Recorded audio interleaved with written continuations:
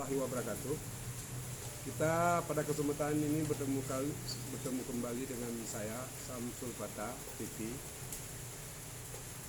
Jadi kebetulan kedatangan tamu. Beliau ini adalah Pak Tarmiji, wartawan Harian Terbit. Harian Terbit itu adalah kantor berita pertama yang ada di Indonesia. Sekarang bagaimana Bapak Tarmiji? Kabarnya Bapak sekarang? Kabarnya baik.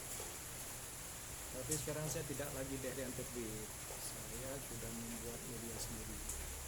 Namanya Tabloid Muslim. Harian Muslim. Sudah lama saya tidak ada, sudah 8 tahun. Sudah 8 tahun berarti tidak di Harian Terbit lagi. Berarti media Pak Tarmiji sekarang media Muslim. Ya, Muslim. Jadi pada kesempatan ini kita ingin berbincang-bincang karena ini Bapak Tarmiji ini walaupun begini pengalamannya di PES sudah begitu lama. Bagaimana menurut Bapak melihat kondisi Aceh sekarang? Ya, kita kecewalah dengan pemimpin Aceh ya. Sudah 15 tahun damai, ternyata kondisinya tidak membaik. Sudah 16 tahun tsunami, kondisinya tidak membaik. Karena setiap tahun itu hampir 50 miliar, di atas hampir 50 triliun, di atas 40 triliun alokasi dana untuk Aceh. Provinsi sendiri mendapat jatah 15 triliun sampai 18 triliun, selalu itu. Uangnya tidak pernah membuat suatu kesejahteraan untuk Aceh, tidak pernah. Kemana uang itu? Jadi menurut investigasi Bapak lah kan sebagai wartawan, mungkinan apa-apa yang terjadi di Aceh ataupun di pemerintahan Aceh, Bapak sedikitnya kan lebih tahu. Saya sebenarnya tidak terlalu berpikir terhadap banyaknya uang, banyaknya duit, karena kesalahan cara mengelola uang itu juga dibutuhkan orang-orang yang punya kapasitas dan kapabel di dalam memimpin Aceh ini. Kalau menurut saya, kalau memimpin siapapun mau 200 triliun, mau lebih, mau 1000 triliun, kalau pemimpinnya tidak hanya untuk coba-coba, itu tidak akan juga membuat sejahtera. Jadi persoalan kita cuma dua sebenarnya, kebodohan dan korupsi. Masalah kita dua, bodoh, pemimpinnya bodoh, dan korupsi dari dulu. Korupsi ini sudah dimulai sejak Abdullah Putih.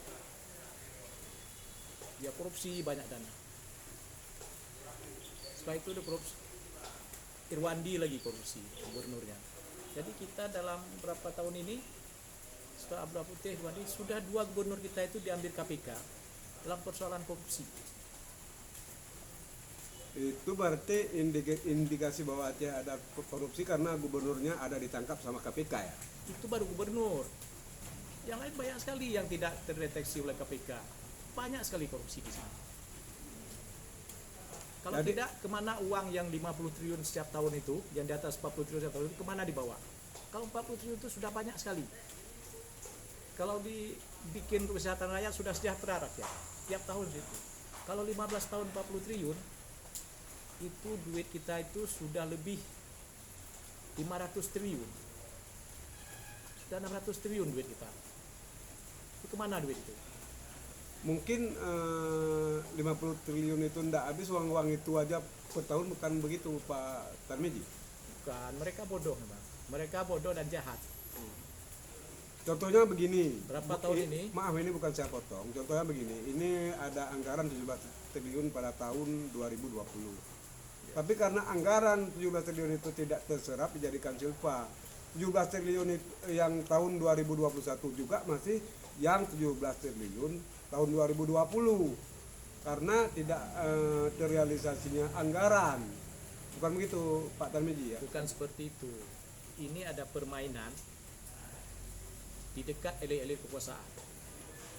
Dahulu pada masa Pulau Putih ada satu kelompok yang menguasai ekonomi. Ada satu kelompok, mereka yang bagi-bagi proyek. Saya dapat informasi tentang sekarang juga seperti itu. Masa Irwandi juga ada kelompok yang sempat bagi-bagi proyek. Bahkan sempat ribut di media sosial. Ada rekaman itu dibagi-bagi media sosial, mereka berebut proyek. Jadi ada satu tim itu, tim orang dekatnya Irwandi, bagi-bagi proyek sampai ribut. Sekarang saya dengar juga seperti itu, ada bagi-bagi proyek, ada satu tim di luar pemerintah yang bagi-bagi proyek. Mereka ini yang bermain. Menurut saya bisa kita buktikan itu Pak Tarmizi. Ada seorang konsultan ngomong pada saya, dia tidak bisa ambil proyek karena tidak bisa bekerja. 50% dia minta. Bagaimana dia mau bekerja lagi? Akhirnya dia bekerja tempat orang. Kalau kerja tempat orang bisa. Tapi kalau dia ambil dengan perusahaan dia sendiri nggak bisa karena dia harus bayar gaji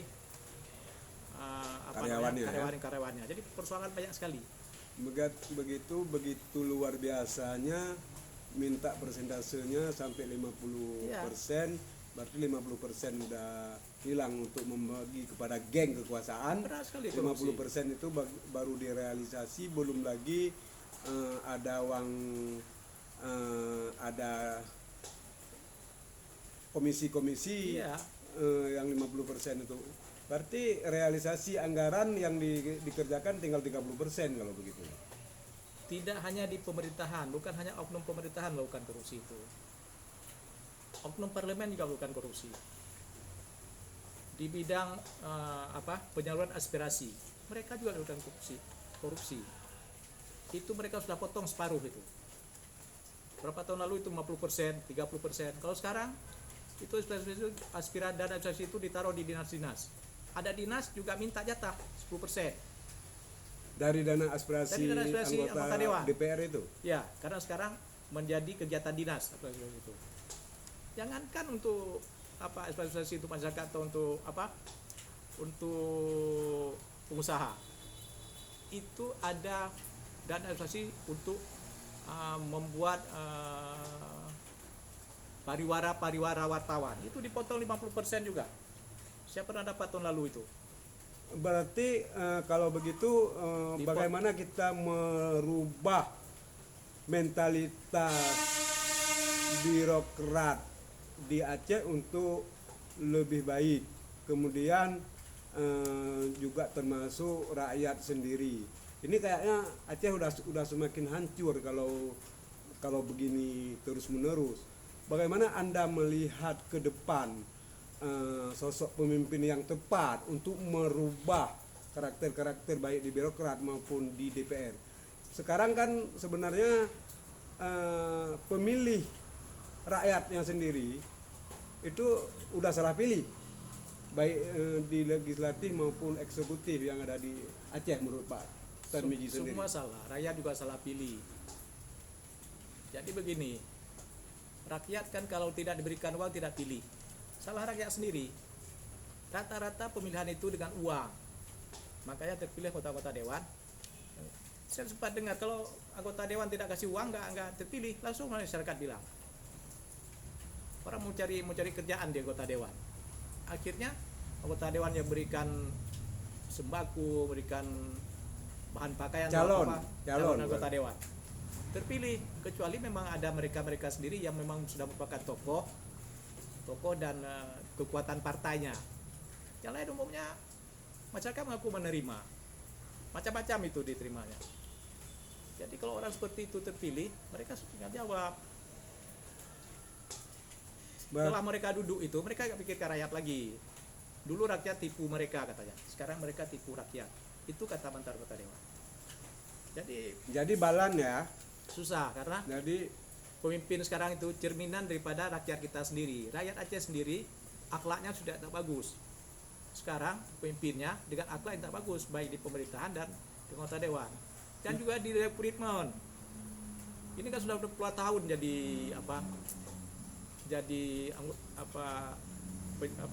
pegawai pemerintah PNS itu. Mereka itu ada yang berangkat dari honorarium, ada yang melalui tes, justru yang muncul itu bukan orang-orang terbaik, bukan orang-orang yang terbaik di kampusnya, bukan orang yang akhlaknya terpuji. Coba lihat, kenapa tiba-tiba mereka bisa menjadi PNS? Ini baru berapa tahun, 5 tahun, 2 tahun mereka sudah bisa beli rumah di Perumnas atau di BTN, sudah punya mobil. Berapa gaji mereka itu untuk isi bensin mobil aja 100.000 satu hari? Berapa gaji mereka? Ya, Bagaimana mau mereka bayar pajaknya? Apa mau mereka makan? Jadi susah sekarang saya lihat. bukan saya potong Pak Tar. Jadi sekarang Aceh ini sebenarnya sudah hancur, artinya sudah rusak, Ya. dimulai dari akar rumput, artinya rakyat sendiri memilih karena harus dibeli, kemudian pembeli terpilih, yaitu harus mencari keuntungan, artinya minimal harus mengembalikan modalnya yang sudah dibeli. Ya, Kalau begini, bagaimana ada tanggapan lain untuk merubah mulai dari rakyat, dari pemilih ke yang dipilih, kemudian baik di eksekutif maupun legislatif. Kalau saya sendiri melihat yang memilih ini juga harus diberikan imbalan yang namanya politik transaksional. Artinya kita tidak bisa menyalahkan orang yang sudah kita pilih karena mereka sudah mengeluarkan modal, mungkin ada juga donaturnya yang memberikan keuangan untuk dia terpilih, itu kan harus mengembalikan uang kepada donaturnya. semua sekarang sudah bohong. Oknum kota dewan yang terpilih juga bohong, ya kan? Itu dana aspirasi itu kemana dibawa? Kalau sebanyak itu dana aspirasi itu diberikan masyarakat penuh, bukan yang fiktif-fiktif usahanya, itu sudah berhasil Aceh ini. Sudah berhasil. Sekarang lihat ya, harusnya Aceh ini sudah maju. Sekarang orang itu tanam kopi itu sampai ke Kusip itu di Aceh Tengah itu sudah hutan lindung sudah mereka tebang. Masyarakat sudah berusaha. Hari ini lele di Aceh selama pandemi ini masyarakat pelihara lele. Lele sudah banjir di Aceh. Artinya masyarakat sudah berusaha full, masyarakat berusaha. Jadi mau sampai seminggu ke depan ini itu lele tidak sanggup ditampung lagi. Artinya masyarakat berusaha membuka usaha lele. Tapi pedagang tidak mampu menampung lagi. Jadi masyarakat sekarang juga sudah serba salah. Membuka usaha, upaya masyarakat untuk mencari rezeki sudah full. Tapi pemerintah sendiri tidak punya solusi. Terlalu banyak persoalan di Aceh ini. Selain korupsi, Bukan saya potong. Pemerintah tidak punya solusi, artinya apakah ketidakmampuan pimpinan, artinya pemerintah sendiri di dalam iya. Mengambil kebijakan-kebijakan yang memihak dan artinya yang mendongkrak ekonomi. Kapasitas mereka itu memimpin tidak bisa. Sebenarnya kalau kita bilang itu untuk jadi kepala desa saja mereka tidak bisa itu. Untuk pimpin desa saja tidak bisa. Ini sudah tidak bisa. Jadi gubernur lah, jadi wali kota lah, jadi bupati lah. Untuk jadi lurah saja, jadi kesik saja tidak pantas sebenarnya. Ya. Ini akibatnya. Artinya pemimpin kita di Aceh adalah pemimpin yang coba-coba. Ya bukan coba-coba, mereka tidak coba-coba. Mereka sudah pasti ingin jadi pemimpin. Jadi dengan pemilihan yang Enggak, demokratis. artinya coba-coba, mencoba-coba menjadi gubernur, mencoba-coba jadi wali kota, mencoba-coba jadi bupati. Tidak, mereka sudah persiapkan diri seperti itu. Tapi mereka kapasitas mereka untuk membangun itu sebenarnya jadi lurah pun tidak bisa, tidak sanggup mereka. Artinya pemimpin coba-coba itu dong. Ya, tidak, mereka tidak coba.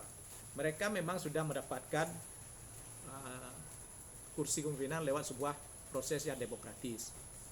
Walaupun ada bagian-bagian dari money politik, itu lain lagi ceritanya.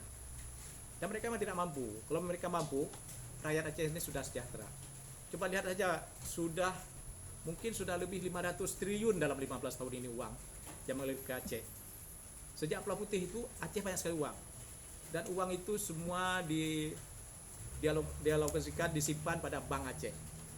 Sudah banyak sekali uang itu. Yang hidup sejahtera bukan mereka, bukan rakyat hidup sejahtera. Kita lihat yang hidup sejahtera dan punya rumah mewah. Mantan Direktur Bank Aceh Aminullah, rumahnya di Lampase, ya kan? mobil banyak rumah dia, ada lapangan football lagi, ada lapangan apa namanya itu, semacam lapangan bola kecil, rumahnya mewah. Sekarang dia jadi wali kota pada Aceh. Artinya Aminullah itu dari Bang Aceh saja sudah kaya. Apakah dari semua pendapatan gaji Bang Aceh? Itu dari rumahnya saja sudah mewah sekali. Irwandi, dia bangun rumah di Lamprit. Itu kan perumahan dinas itu. Perumahan mantan pejabat yang diangkat oleh Ali Hashimi pada tahun 57 dulu. Yang didatangkan dari berbagai wilayah di Indonesia. Itu rumah dinas yang didem sekarang. Dia bisa punya rumah besar di situ. Sekarang rumahnya juga sudah menembus dari Jalan Salam sampai ke Jalan Mujair.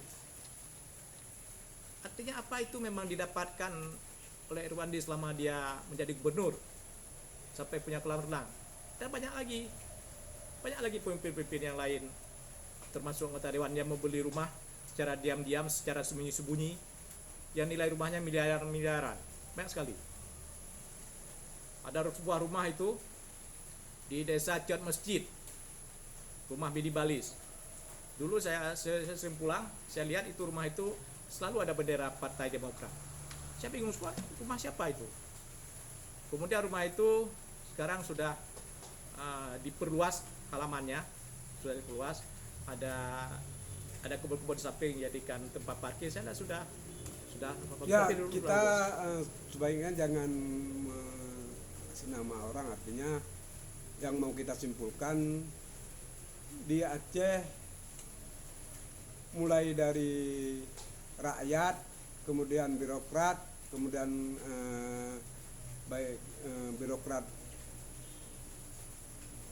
di eksekutif maupun legislatif itu sudah hancur. Bagaimana tanggapan Pak Mukhtar, Pak Tarmizi ke depan untuk Aceh ini supaya lebih baik? Apakah kita harus memberi pendidikan politik secara menyeluruh kepada rakyat di dalam memilih orang-orang yang punya kejujuran dan keikhlasan di dalam membawa aspirasi rakyatnya sendiri? Contoh anggota DPR. Sebenarnya anggota DPR itu bukan mengelola keuangan. Yang dimaksudkan aspirasi, menurut saya, aspirasi itu bukan mengelola uang. Ini kan kayaknya saya melihat anggota DPR ini sudah menjadi semacam kontraktor. Itu yang mengambil. Kenapa kita dikatakan DPRA, Dewan Perwakilan Rakyat Aceh?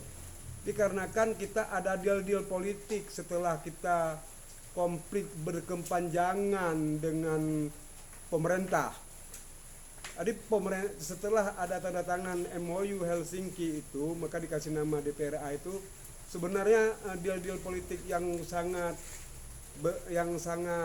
menakjubkan. Tapi karena menurut saya, makanya tadi saya bilang, jadi anggota DPR coba-coba, jadi bupati atau wali kota juga coba-coba, jadi gubernur Aceh juga coba-coba. Beginilah akhirnya. Karena kita tidak memilih orang-orang yang jujur, yang